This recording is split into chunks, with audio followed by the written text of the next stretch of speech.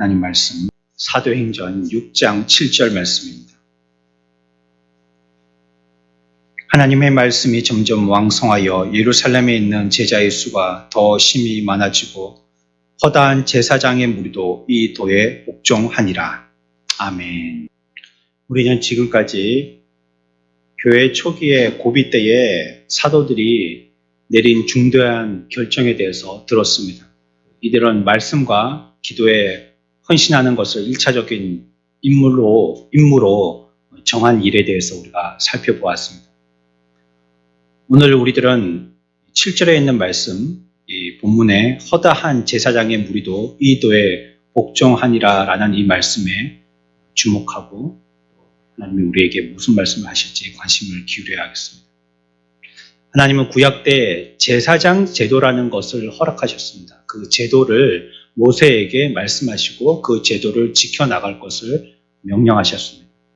하지만 주님 당시에요, 신약으로 왔죠. 그 제사 제도가 계속 이어지고 그 제사를 주도하는 제사장 제도도 계속 이어질 때에 주님 계시는 신약 시대에 당대에 와서는 제사장들의 모습이라는 것은 처음에 하나님이 모세에게 주셨던 그런 모습과는 전혀 다르게 전혀 모범적이지 않은 그런 제사장들이었습니다. 유대 제사장들은 항상 제멋대로였고 매우 세속적이었고 경우에 따라서는 돈을 매우 사랑하는 그런 제사장들이었습니다. 그런데 오늘 우리가 본문을 보고 놀라게 됩니다. 그 제사장들이 있죠. 그렇게 타락했고 세상과 비슷하고 어쩜 세상만 못하다고 느껴졌던 그런 제사장들이 어떻게 됐다라고 얘기하냐면 이 도에 복종했다라고 얘기하고 있습니다.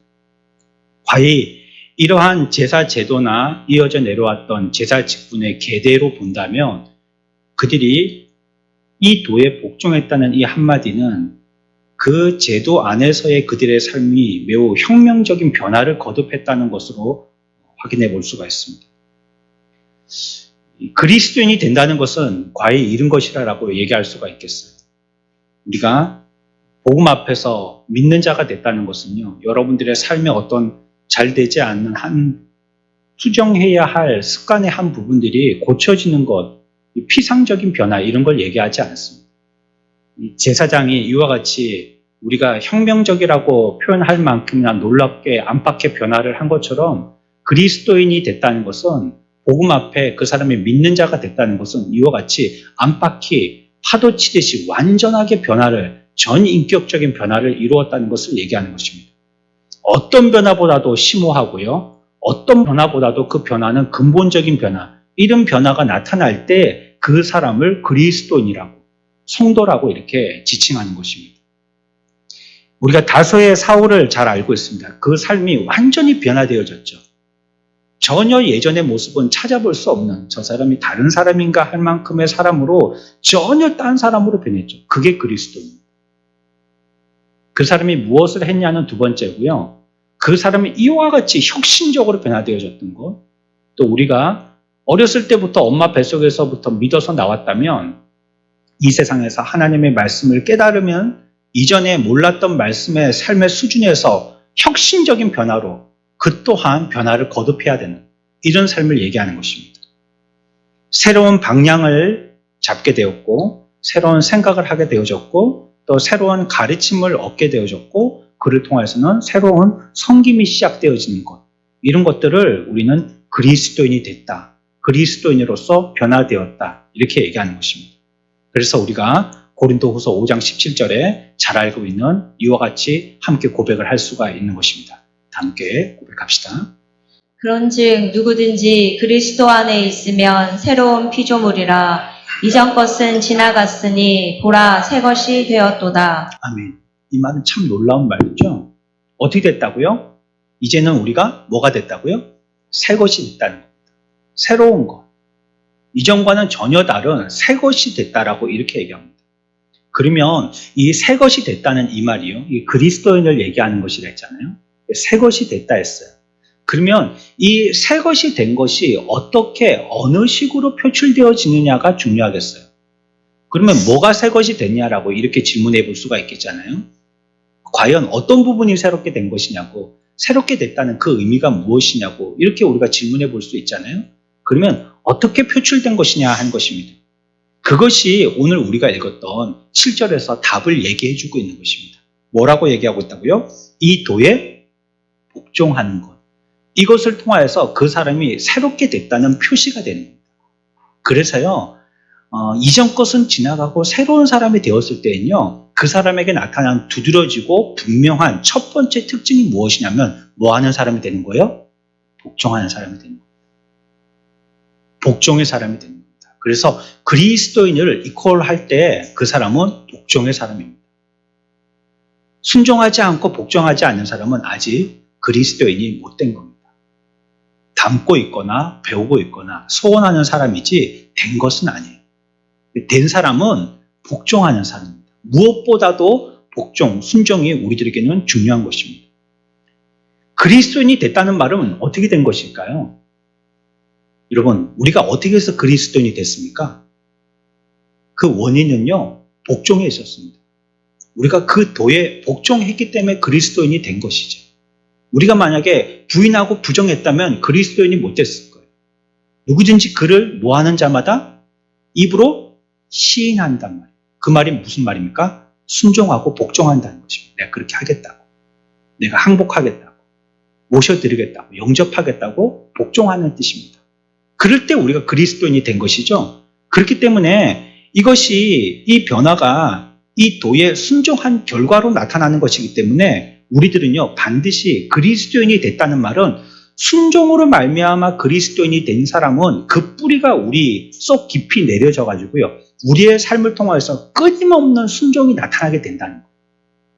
뿌리가 있으면 결국은 거기서 잎이 자라고요 그리고 열매를 맺고 꽃이 피웁니다. 국화가라는 이 식물이 참 이상하더라고요. 좀 묘하더라고요.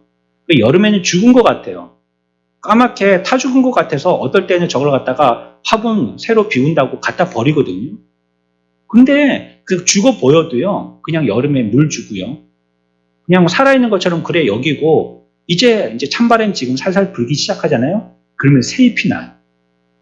지금 새잎이 나요. 살았다고 표시하는 거예요. 나 안 죽었다고 장사 치지 말라고. 살았다고 표시하는 거예요. 그래서 이제 한가을이 되잖아요. 그러면 놀랍게도 그 가운데서 뭐가 피죠? 꽃이 핍니다. 뿌리가 있기 때문이거든요. 뿌리 없이 막대기만 그냥 찔러 나왔다면 그건 분명히 죽은 겁니다. 그러나 뿌리가 있으니까요. 결국 꽃이 피더라는 거예요. 우리에게요. 처음에 복음을 통하여서 복종으로 그리스도인으로 변화되어진 삶으로 전격적인 이러한 놀라운 혁신의 변화가 나타났기 때문에요. 우리에게는 이 복종의 뿌리가 있는 거예요. 그러면 우리들에게 나타내야 될 것은요. 그 사람이 진짜 그리스도인이라면 정말로 그 복종으로 말미암아 변화되어진 그리스도인이라면 우리에게는 그 뿌리가 있으니까요. 우리의 삶에서는 끊임없이 뭐가 나타나야 돼요? 복종이 나타나야 돼요. 그건 원리적으로 그럴 수밖에 없는 거예요. 그러니까 이 하나로 끝나는 것이 아니라 그 이후에 복종의 더 큰 가지, 복종의 더 큰 잎, 복종의 더 큰 꽃, 복종의 더 큰 열매들이 계속 나타나야 돼요. 한 번의 복종으로 끝나는 게 아니라는 것이에요. 마귀는 얼마든지 광명한 천사로 자기를 바꾸어서 우리들에게 드러낼 수 있다라고 성경은 우리에게 알려주고 있거든요. 그러니까 우리가 보기에는 천사보다도 더 밝은 천사로, 더 선한 천사로 보이게 마귀는 자기를 갖다가 포장한다는 뜻이에요. 그 위장수를 우리가 구분할 수 없을 정도로 놀랍게 위장해서 우리에게 다가온다는 뜻이죠. 그래서 우리들에게 뭘 주려고 하냐면 평안 주죠. 위로 줍니다. 근데 그 앞에 한 단어가 붙습니다. 거짓. 거짓 평안과 거짓 위로를 줘요. 이게 우리가 저 사람이 어떤 사람인지를 알 때요. 그리고 어떻게 하는 것이 참 그리스도인인가라고 우리가 한 기준을 정하고 생각해 볼 때요. 평안을 주니까. 위로를 주니까. 그 사람이 평안한 삶을 사니까. 위로의 삶을 사니까. 그러니까 그것이 그리스도인이 기준이 되어지고 그리스도인이라고 생각하기 쉬운 거예요.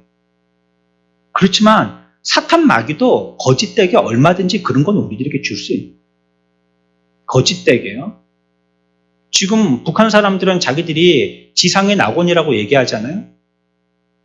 우리가 보기에는 지상에서 제일 초라하게 안타깝게 못 사는 나라임에도 불구하고 그들은 자기들이 있는 곳이 지상의 낙원이라고 노래하고 있거든요. 우리들의 삶에서도 이와 같이 우리가 참 평안인 줄 알고요. 그것이 참 위로인 줄 알고 그렇게 산단 말이에요.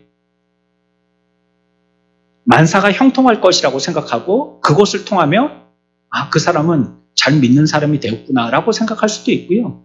내가 지금 잘 살고 있구나 이렇게 판단할 수도 있다는 뜻이에요. 그래서 그런 것들이 자칫 그들이 생각하는 그리스도인이나 바르게 사는 삶에 대한 잣대가 될 수 있는 거예요. 잘못된 잣대죠.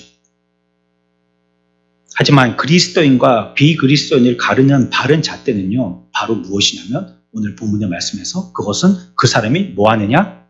복종하느냐. 그가 평안을 가지고 있고 위로를 하며 얼마나 만사가 형통하느냐가 아니라는 거예요. 복종하느냐는 것입니다. 평안할 때, 아무것도 힘들지 않을 때, 내 호주머니가 든든할 때 복종하고 순종하는 것은 아무나 하는 것입니다. 그건 누구나도 할 수 있는, 어린아이들도 할 수 있는 것입니다. 그러나 그 사람의 참 그리스도인인가의 기준은요, 그렇지 않을 때라도 혹시 사탄 마귀가 우리들에게 이런 것들을 갖다가 욕과 같이 싹 다 걷어간다 할지라도 그 가운데서라도 우리가 순종하느냐는 거예요. 그 말씀대로 순종하느냐는 것입니다. 그래서 마지막 때가 되어서 고난이 닥치게 되어지면요, 고난 때문에 껍데기는 다 날아가요. 그 사람은 그리스도인이 아니었던 거죠. 말씀에 순종하지 못하는 거예요. 힘드니까, 어려우니까 다 날아가게 됩니다. 그리고 끝까지 견디는 자는 이라고 성경은 표현하고 있죠. 그 말은 무엇입니까?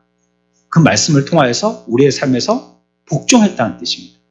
그래서 남아있는 거예요. 지금 이제 가을 추수할 때가 되어지면 바람을 불어가지고 이 겨들을 다 날려보내면 알곡만 밑에 남듯이 그렇게 된다는 것입니다.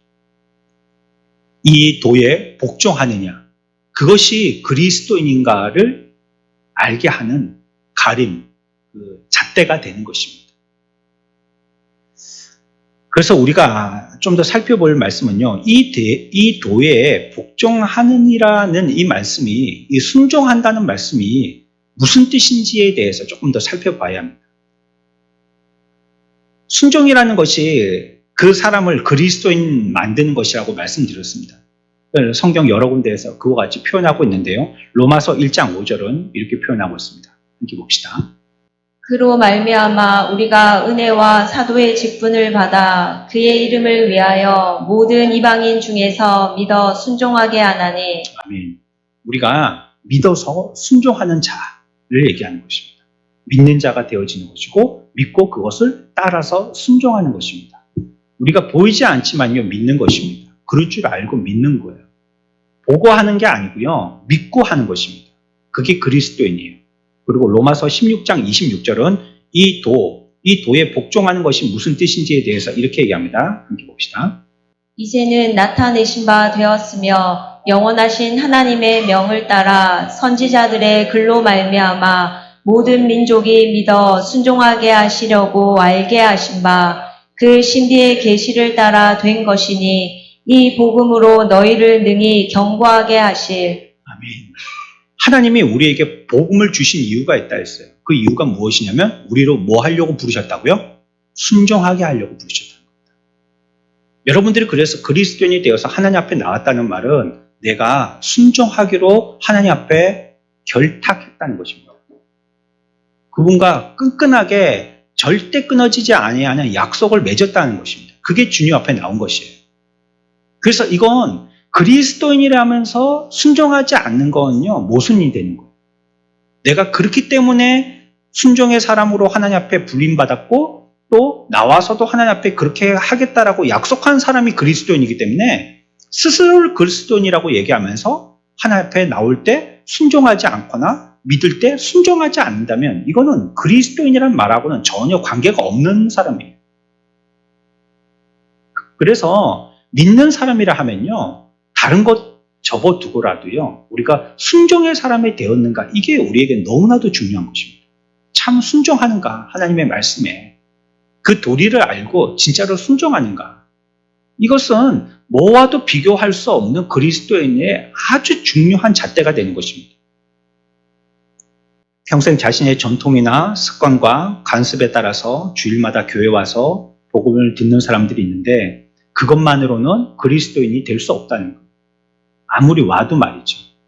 아무리 습관을 쫓아서 그렇게 우리가 어떤 종교적인 의식을 갖추어서 행해도 말이죠. 그렇게 내가 평생을 이곳에서 섬기고 봉사해도 말이죠. 그래도 참 그리스도인은 안타깝게도 될 수 없다는 거예요. 나는 스스로에 대해서 나는 그리스도인이라고 그렇게 평가하고 사람들에게도 나는 교회 다니는 사람이라고 얘기하지만 그것 가지고 그 사람을 그리스도인이라고 얘기하지 않는다는 거예요. 최소한 성경에서는. 그 사람은 올바로 회복될 수도 없고요. 회복이 없고 또 그 사람은 올바른 구원도 없는 것이에요. 그의 삶은 그냥 자기가 느껴지고 자기가 생각하는 대로의 믿음의 삶으로 그냥 살아가는 것입니다. 그리스도인이 아닌 채, 그리스도인인 채 하면서 살아가는 것입니다. 머리로 받아들이는 것이거든요. 복음이라는 것은요. 먼저 머리가 깨우쳐져야 되는 거예요. 사람은 맨 먼저 이 머리에서부터 깨우침으로써 복음이 첫 발을 내딛게 되어지는 것입니다. 우리가 이전 시간에도 한번 배웠지만요. 자기가 무엇을 믿는지 말할 줄 모르는 사람은요. 확실히 그 사람은 그리스도인이 아닙니다. 내가 믿는 것이 무엇인지, 내가 뭘 믿고 있는지 이걸 말로 할 줄 모르는 사람이라면 물론 이것은 언어적이거나 글자라든지 어떻게 표현하는 걸 얘기합니다. 이렇게 얘기할 줄 모르는 사람은 그 사람은 단연코 그리스도인이 아닙니다.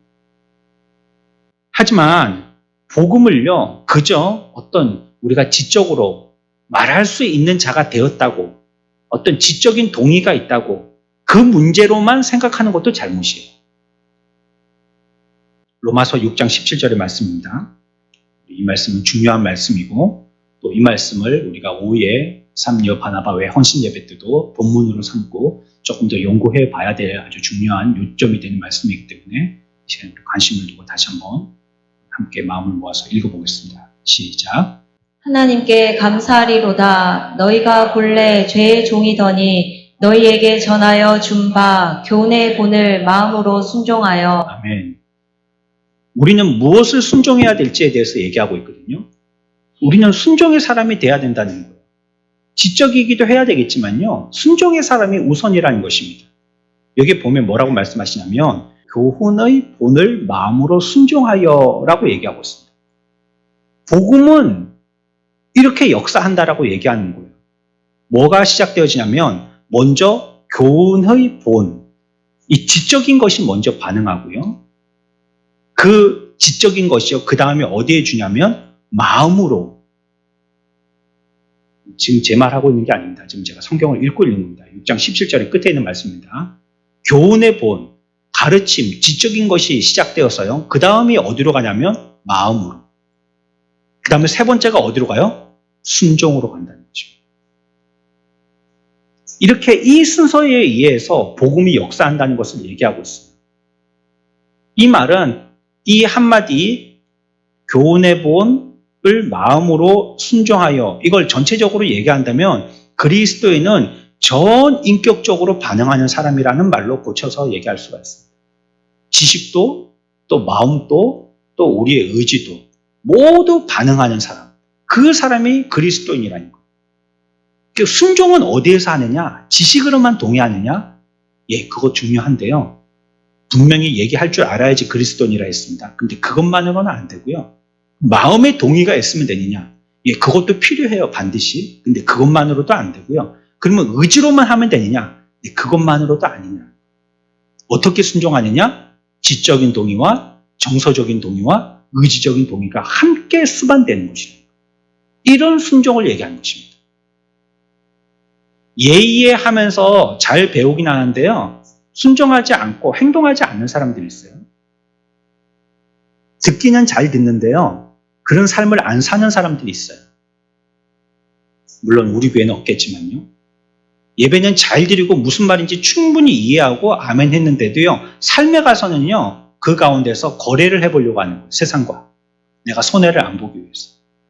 어떤 사람은 교회 와서 눈물을 흘리고 감동적인 찬양이나 또 말씀이나 자기의 기도의 은혜를 받아서요. 큰 은혜 받았다라고 간증하는 사람이 있어요. 근데 밖에 나가서는요. 그런 삶을 안 사는 거예요. 많은 성경 공부를 통하여서 성경적인 지식이 머리에 꽉 찼어요. 목사만큼이나 설교를 잘할 수 있어요. 그리고 어떤 분야에서는 자기가 잘 전공해서 공부했기 때문에요. 그 분야에 대해서는 자기가 탁월해요. 그런데 나가서 살 때는요. 순종의 삶을 안 사는 거예요. 그러면 이런 사람은요. 그리스도인이라고 얘기할 수가 없다는 것입니다. 그리스도인이 됐다 하면 이 세 부분에서 어떤 부분이요? 지적인 부분, 또 정서의 부분, 또 의지의 부분. 여기서 온전히 순종해야지 그 사람이 그리스도인이라는 것입니다.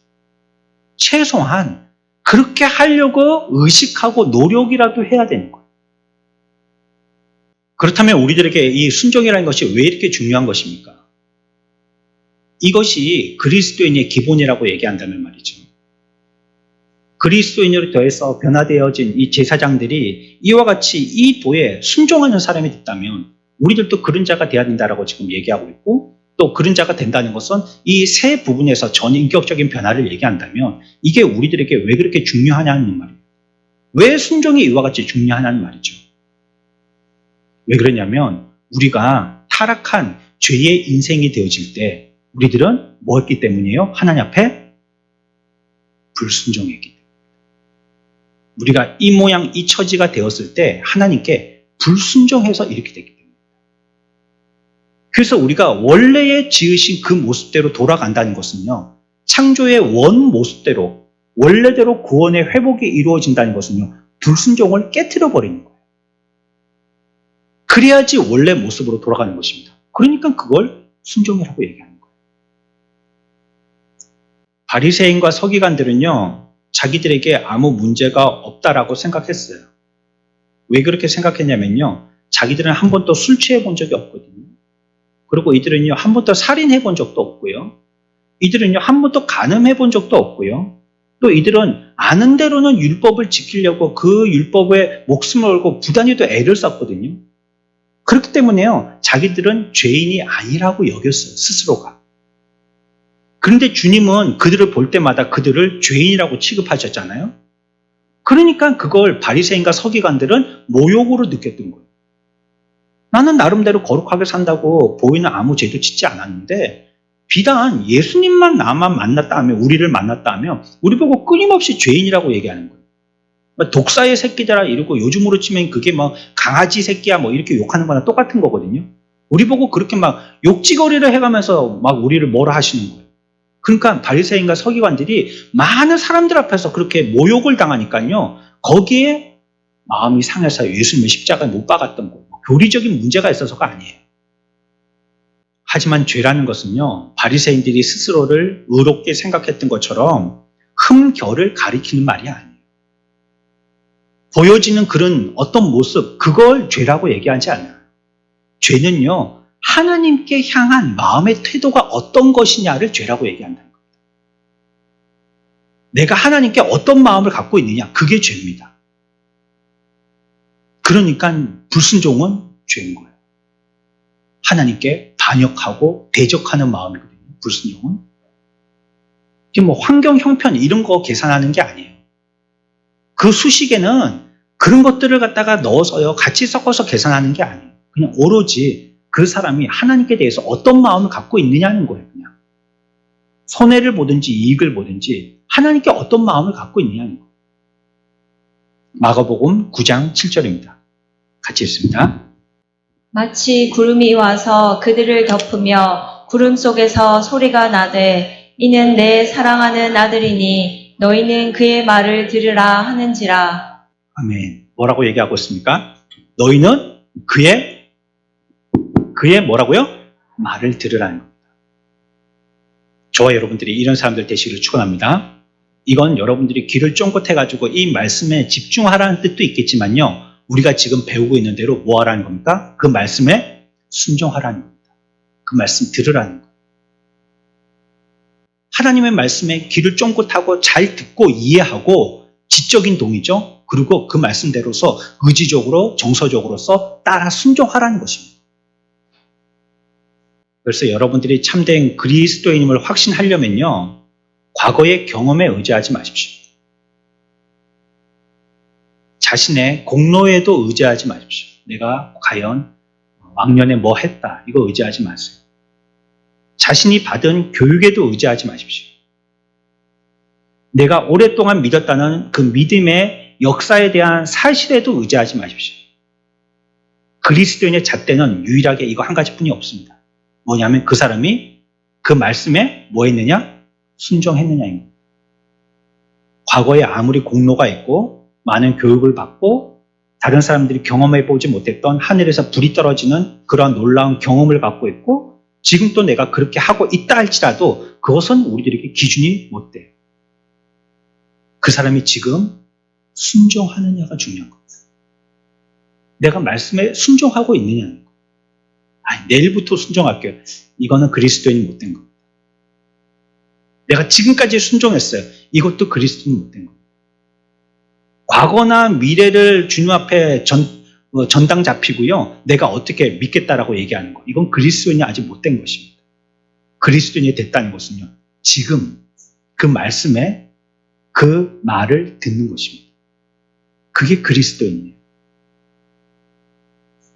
그러면 우리가 순종이 무엇인지 이제 좀 알아야 되겠죠. 어떻게 하는 것이 순종인지 알아야 되겠죠.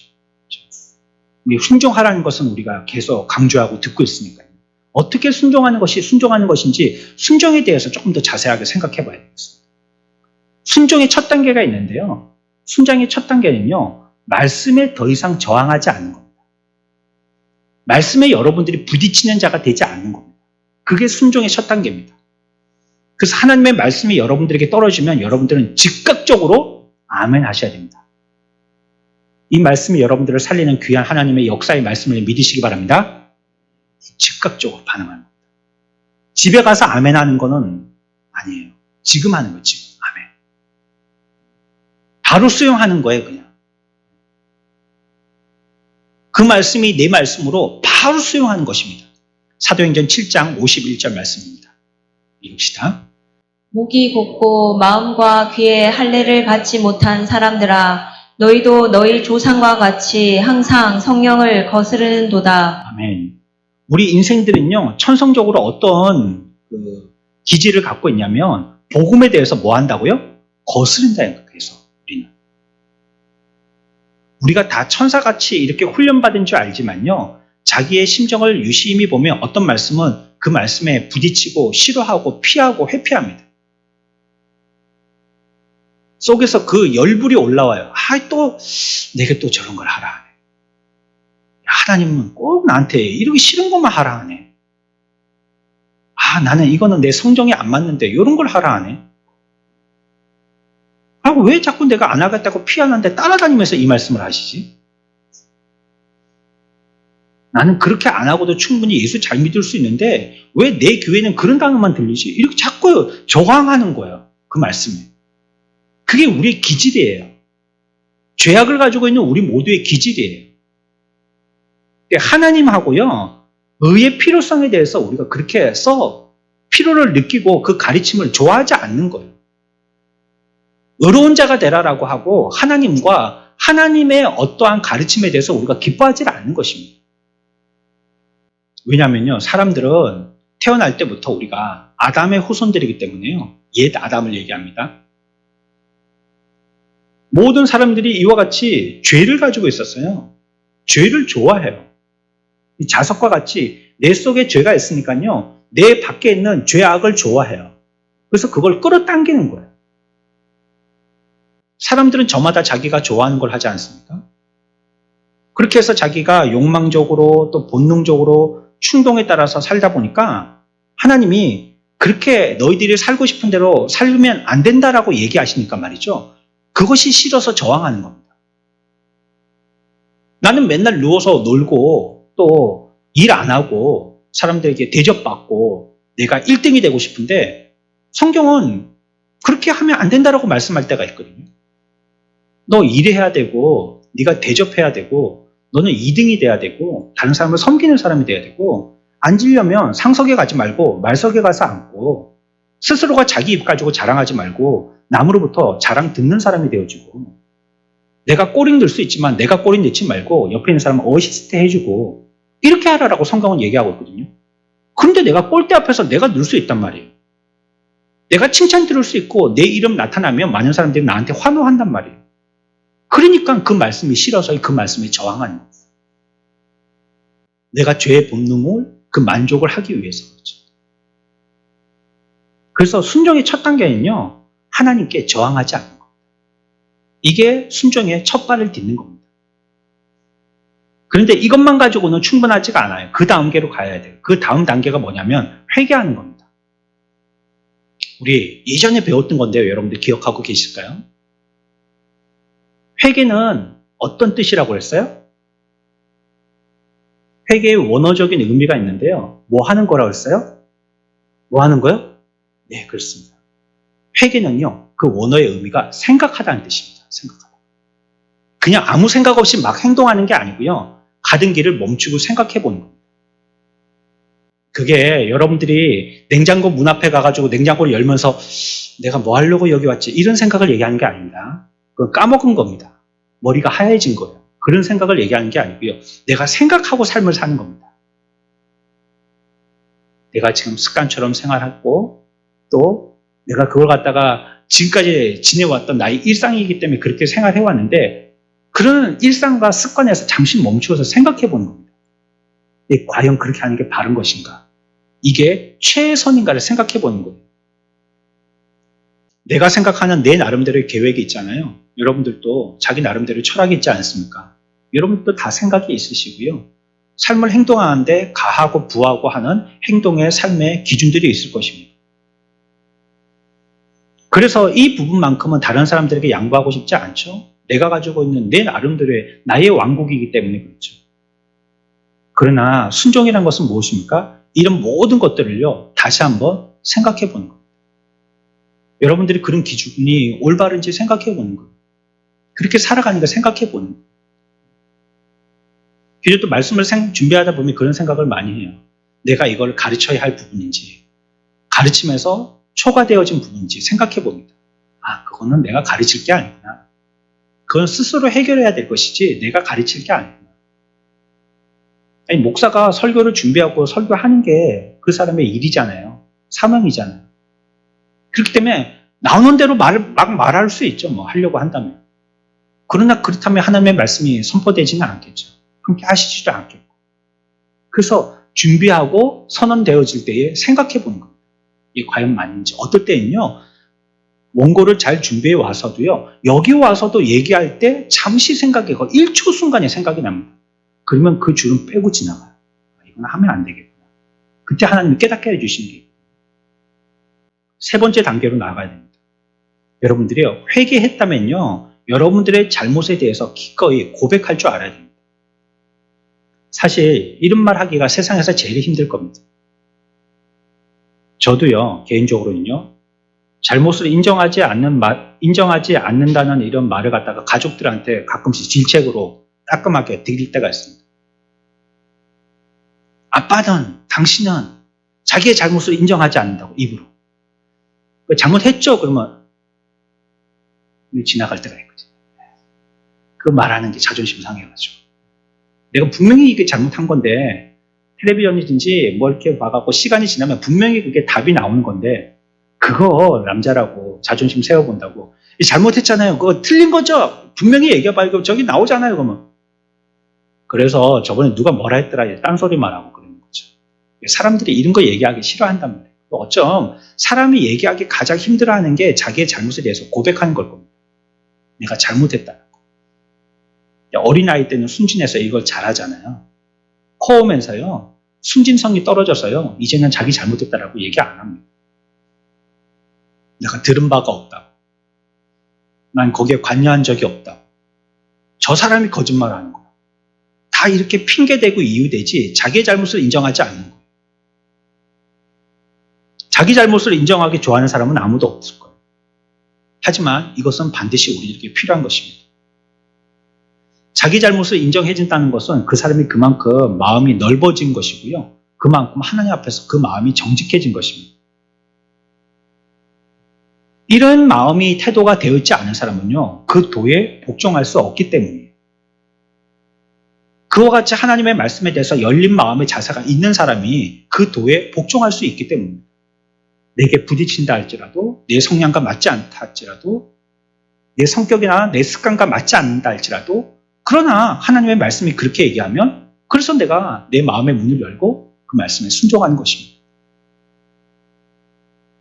우리에게는 굳어있는 자신의 신념을 깨뜨리고요.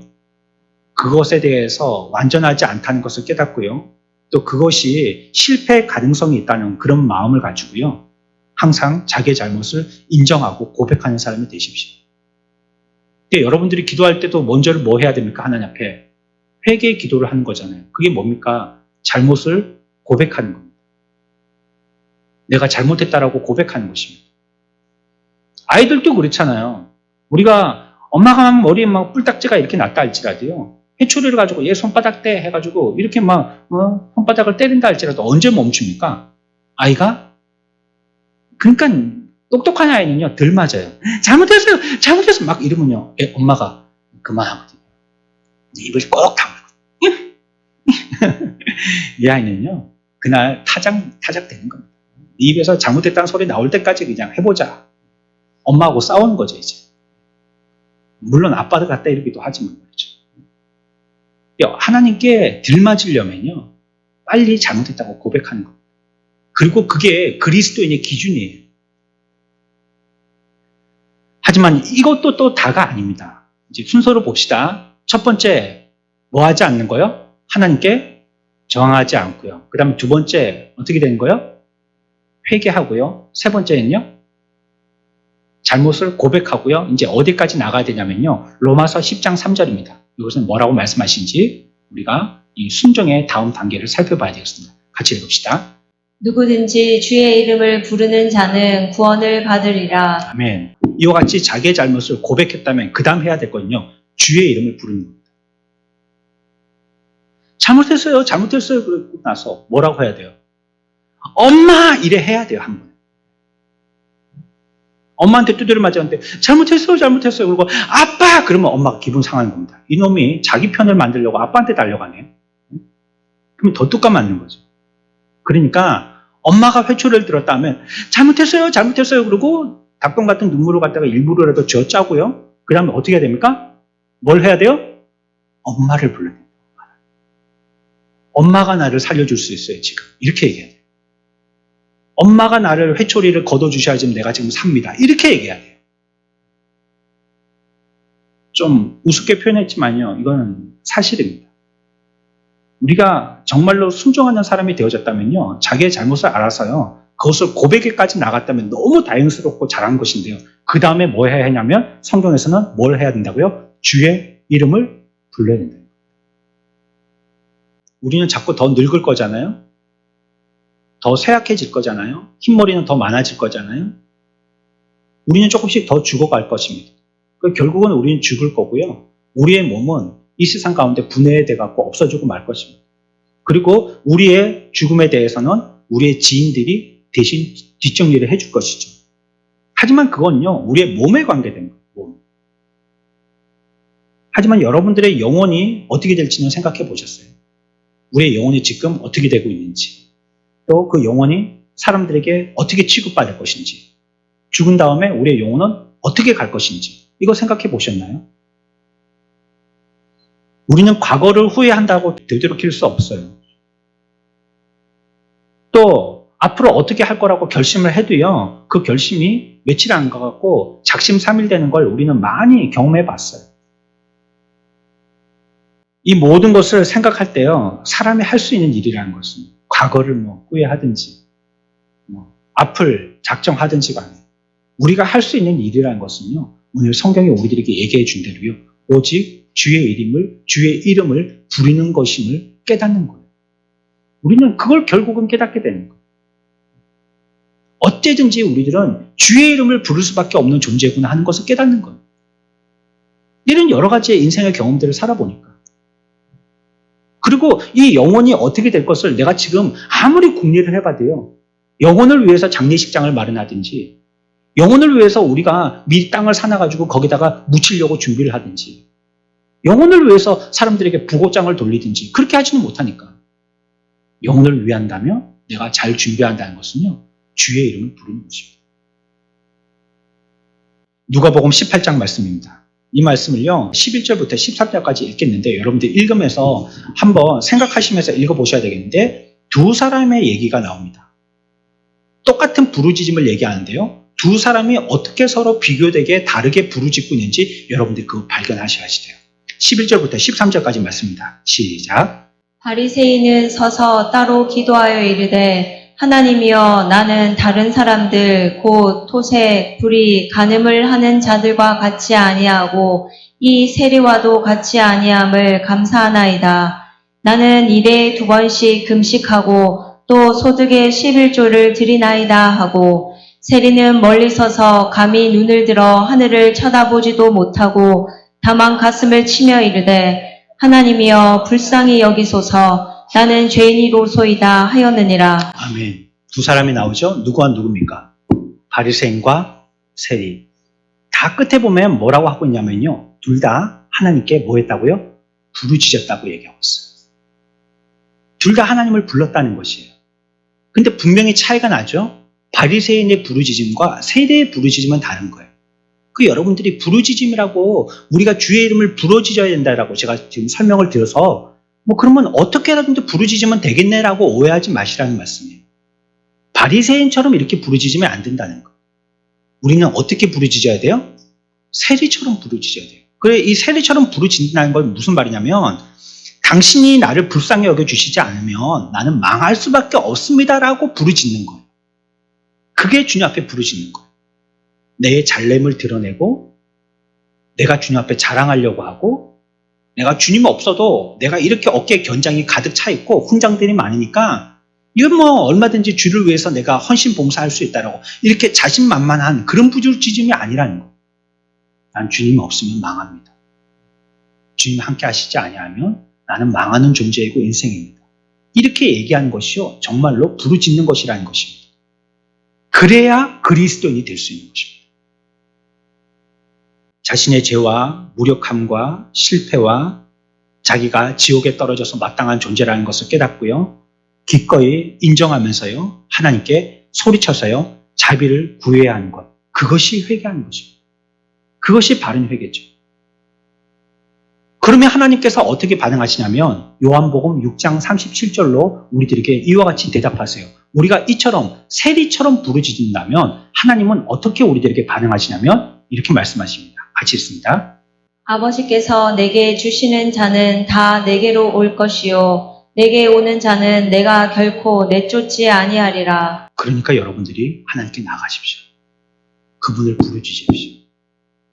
여러분들이 어떤 상태에 됐든지 간에 자기의 잘못을 깨닫고요. 고백하고요. 용서를 빌고요. 그분을 부르짖으면요. 이분이 뭐 하지 않으신다고요? 내쫓지 않으신대요. 다 받아주신대요. 여러분들이 제가 얼마나 흉악하고 얼마나 짙고 큰지 그런 거 조건으로 달지 않으세요. 일단 뭐 하기만 하면요. 부르짖으면. 부르짖기만 하면 내쫓지 않으신다는 것입니다. 응답하고 그 이름을 통하여서 우리들에게 나타내 보여주신다는 것입니다. 우리들이 하나님께 나아갈 수 있는 근거가 아무것도 없습니다. 그렇지만 우리들은 초청을 받았습니다. 우리가 부르짖는 근거라는 것은요. 여러분들의 의가 아니에요. 앞에서 말씀드린 것처럼 경험도 아니고요. 내가 해왔던 지식도 아니고요. 하나님 앞에 어물어 뗐던 앞으로 어떻게 하겠다는 약속도 아닙니다. 우리가 부르짖을 수 있는 근거는요. 오직 우리를 위해서 죽으셨던 예수 그리스도의 공로 그거밖에 없어요. 그로 말미암아 주님께 부르짖을 수 있는 사다리가 낮아서 굳게 나가는 것입니다. 그래서 여러분들이 하고 있는 이 회개가 참되다는 그런 회개로 나타내서 증거로 보여주려면요. 여러분들은 이와 같은 거짓에서 벗어나야 됩니다. 잘못된 삶에서 떠나야 되는 것입니다. 세상에서 벗어나야 되는 것이에요. 우리가 알고 있는 이 세상에서의 삶에서 여러분들의 발길을 돌려야 하는 것입니다. 그리고 방향을 바꿔서 참되고 살아계신 하나님을 의지해야 하는 것입니다. 이것이 회개와 순종의 정수입니다. 이렇게 해야지만이 되는 것이에요. 그래서 순종한다는 것은요. 이런 삶을 살 때 그 사람이 순종하는 것입니다. 이제 순종의 마지막 단계 하나만 남았습니다. 무엇이냐면 여러분들이요. 자신과 같은 위치에 있는 이런 모든 사람들과 더불어서요, 순종해야 된다는 것입니다. 순종을 내가 혼자만 하는 순종으로 그쳐서는 안 된다는 거예요. 신앙생활을 어떤 사람들은 얘기할 때 내가 성경책 들고 산에 올라가서 톡을 파고 들어가서 혼자 믿으면 잘 믿겠다라고 생각하는 사람이 있는데 그거는 전혀 비성경적입니다. 우리가 순종한다면요, 순종의 마음을 갖고 있는 다른 사람들과 함께 순종하라고 성경은 얘기하고 있어요. 신약의 초대교회 그리스도인들과 이후의 모든 그리스도인들의 특징은요, 자신들이 이 도에 복종함과 동시에 세상을 떠나서요, 교회에 속했다는 것입니다. 자신들처럼 순종한 사람들요, 같은 주를 믿으면서 같이 주를 찬송하고 싶어하는 사람들과 하나가 됐다는 특징이 있습니다. 참 순종하는 사람들은 그래서 모여서 함께 순종하는 거예요. 하나님이 교회에 더하게 하신 자들과 함께 하는 자들입니다. 여러분들에게 교회의 가르침과 훈련을 받고 뿌리가 박히며 터가 굳어지기를 간절히 원하는 마음이 없다면요, 여러분들의 신앙을 처음부터 다시 재점검해야 됩니다. 내가 진짜 그리스도인인가? 교회에 소속돼서 교회를 통해서 지도받고 성도들과 함께 교제하고 믿음의 삶을 살기를 소원하는 마음이 없다면 내가 진짜 그리스도인인가? 진짜 그분께 순종하는 사람인가 하는 것을 살펴봐야, 다시 한번 재점검해봐야 된다.